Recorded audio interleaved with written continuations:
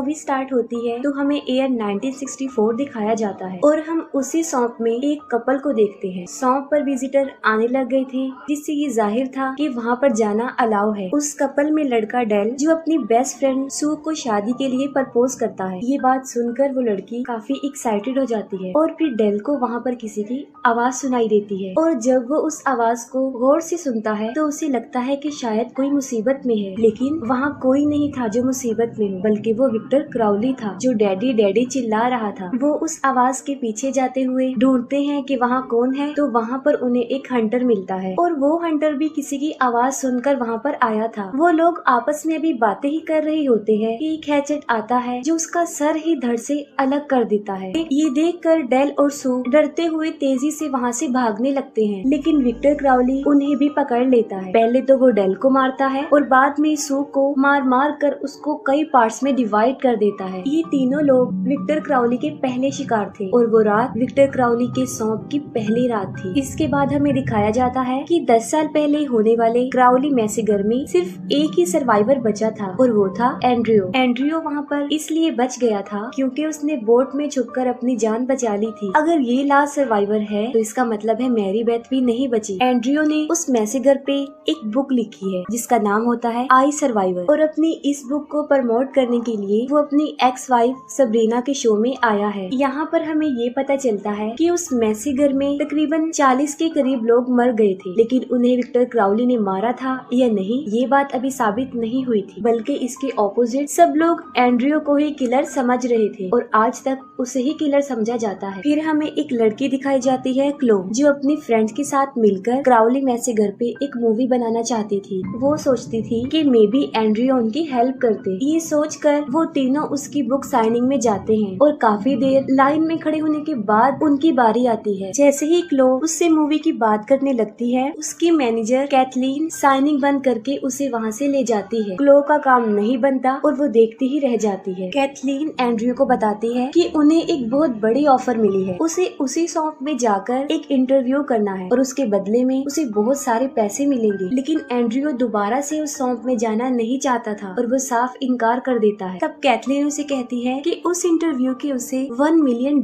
मिलने वाले हैं और $1 मिलियन सुनते ही वो जाने के लिए एग्री हो जाता है। वो जाकर प्लेन में बैठ जाता है जहाँ पर उसे बाकी विजिटर भी मिलते हैं और तभी वहाँ पर सबरीना भी आ जाती है और वहाँ पर एंड्रियो को पता चलता है कि उसका इंटरव्यू किसी और ने नहीं बल्कि सबरीना ने ही लेना है, जिससे वो बिल्कुल भी खुश नहीं था। दूसरी तरफ क्लो और उसके फ्रेंड्स क्राउली मैसेगर का ट्रेलर शूट करने के लिए उस सौंप पर पहुंच जाते हैं और अब उस सौंप को एक थीम पार्क बना दिया गया था और यही नहीं, वहाँ क्राउली के मर्चेंडाइज भी सेल हो रहे थे। वहाँ पर उन्हें एक गाइड डिलन भी मिलता है जो उन्हें सौंप का टूर करवाता है। वो उन्हें बताता है कि स्टार्टिंग के 4 सालों में बहुत से लोग यहाँ पर घूमने आते थे, लेकिन उन 4 सालों की निस्बत अब लोग बहुत कम आते हैं क्योंकि लोगों को विक्टर क्राउली का क्रेज खत्म हो गया है। क्लो ने उस कर्ज का पता लगवा लिया था जो मरते हुए शायन ने अपनी नर्स के बच्चे को दिया था जब वो पैदा भी नहीं हुआ था और उसी कर्ज की वजह से विक्टर क्राउली बना था। लेकिन उसे समझ नहीं आ रही होती कि उस कर्ज को कैसे बोलना है, तो वो यूट्यूब की हेल्प लेती है। यूट्यूब पर उसे बहुत सारी वीडियोस मिल जाती हैं जहाँ पर लोग उस कर्ज के बारे में सिखा रहे थे कि उसे कैसे बोला जाता है। एंड्रियो का प्लेन टेक ऑफ कर चुका था और बाकी सब लोग इंटरव्यू की तैयारी कर रहे थे। उन लोगों ने एंड्रियो का प्लेन से उतरते हुए सौंप को देखने का एक शॉट लेना था और एंड्रियो का मेकअप किया जा रहा था। तब प्लेन बहुत जोर से हिलता है और वो मेकअप आर्टिस्ट जे उसे कहता है कि डरने की कोई बात नहीं, प्लेन इतनी आसानी से क्रैश नहीं होते। बस उसका ये कहना ही था कि वो प्लेन क्रैश हो जाता है। प्लेन में बैठे हुए लोगों में जैच की बॉडी सीधा रोज के सामने आकर गिर जाती है और उसकी ऐसी हालत देखकर वो सब बुरी तरह डर जाते हैं। अभी वो सिचुएशन को समझ ही नहीं पाए थे कि उन्हें प्लेन क्रैश होने की आवाज सुनाई देती है। उनमें से डिलन और रोज प्लेन की तरफ भागते हैं जबकि पीछे से एलेक्स क्लो को संभालता है। रोज का मोबाइल फोन वहीं गिर जाता है और उसमें क्राउली के कर्स बोलने की वीडियो प्ले थी। दूसरी तरफ प्लेन क्रैश में केसी चेयर के नीचे फंस जाती है। ऑस्टिन उसे वहाँ से निकालने की काफी कोशिश करता है लेकिन इसका कोई फायदा नहीं होता। वो मदद के लिए पायलट कैबिन में जाता है और देखता है कि दोनों पायलट्स भी मर चुके हैं। इतनी देर में डिलन और रोज भी वहाँ पर पहुँच जाते हैं और वो सब मिलकर केसी को निकालने की बहुत कोशिश करते हैं, लेकिन फिर भी कोई फायदा नहीं होता। आहिस्ता आहिस्ता वहाँ पर पानी भरता जा रहा था और वो पानी में डूब रही थी। डिलन कहता है कि वो बोट तक जाकर औजार ला सकता है, जिससे वो चेयर को काटकर केसी को बचा लेंगे। वो सब प्लेन से बाहर आ जाते हैं और डिलन और एंड्रियो बोट पर जाने लगते हैं और उन्हें किसी की आवाज सुनाई देती है। एंड्रियो जो कि उस आवाज को पहचान लेता है और वो उन सब को प्लेन में वापस जाने के लिए बोलता है। डिलन प्लेन के अंदर वापस जाना नहीं चाहता था। तब एंड्रियो जबरदस्ती उसे अंदर ले जाकर डोर को लॉक कर लेता है। दूसरी तरफ क्लो और एलेक्स को भी वो आवाज सुनाई देती है और वो उसकी आवाज की तरफ ही बढ़ते हैं। वो दोनों विक्टर क्राउली के घर तक पहुंच जाते हैं, जिसे पिछले पार्ट में आरपीजी से डिस्ट्रॉय कर दिया गया था और उसके घर को एक एग्जीबिशन की तरह बना दिया गया था, जहाँ पर क्राउली के सारे औजार नुमाइश के लिए रख दिए गए थे,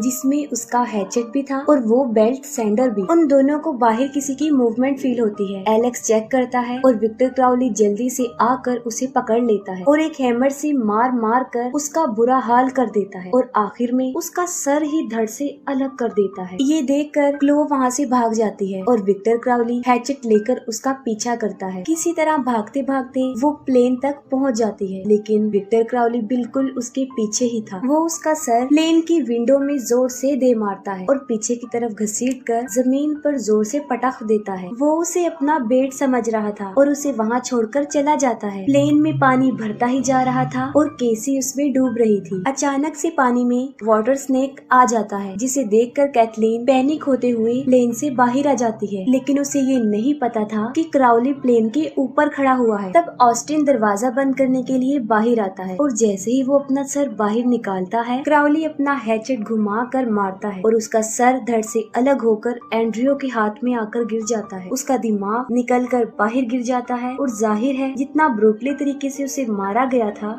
वो मर जाता है। कैथलीन को बाहर नेटवर्क भी मिल जाते हैं और वो पुलिस को कॉल कर देती है, लेकिन इससे पहले कि वो कुछ बता पाती, क्राउली उसका हाथ ही उखाड़ देता है और एक दर्दनाक तरीके से उसको भी मार डालता है। फिर वो क्लो का चेहरा कुचल कर उसे भी मार देता है। प्लेन के अंदर केसी पानी में डूब जाती है और तड़प तड़प कर उसकी भी मौत हो जाती है। अपनी आंखों के सामने उसे तड़पता हुआ देखकर कोई भी उसकी हेल्प नहीं कर पाया और वहीं पर सबरीना और एंड्रियो की बहस हो जाती है। वो कहती है कि कैथलीन ने उससे झूठ बोला था, उसे इस इंटरव्यू के लिए सिर्फ $25,000 मिलने वाले थे। तभी अचानक से कैथलीन की बॉडी एक विंडो पर आ गिरती है और उसके हाथ में मोबाइल था जो बज रहा था। रोज उससे मोबाइल लेती है, लेकिन जब तक वो मोबाइल ले लेती है तब तक कॉल कट हो जाती है, लेकिन वो दोबारा कॉल भी नहीं कर सकते थे क्योंकि उसके मोबाइल में पासवर्ड लगा हुआ था। और तभी वहाँ पर क्राउली आ जाता है और अपनी बेल्ट सैंडर से उस प्लेन को काटने लगता है। लकीली वो वायरिंग को छेड़ देता है, जिससे प्लेन की पावर ऑन हो जाती है। डिलन उन्हें कहता है कि अगर प्लेन में अभी भी पावर बाकी है तो वो उसके इंजन को ऑन कर सकते हैं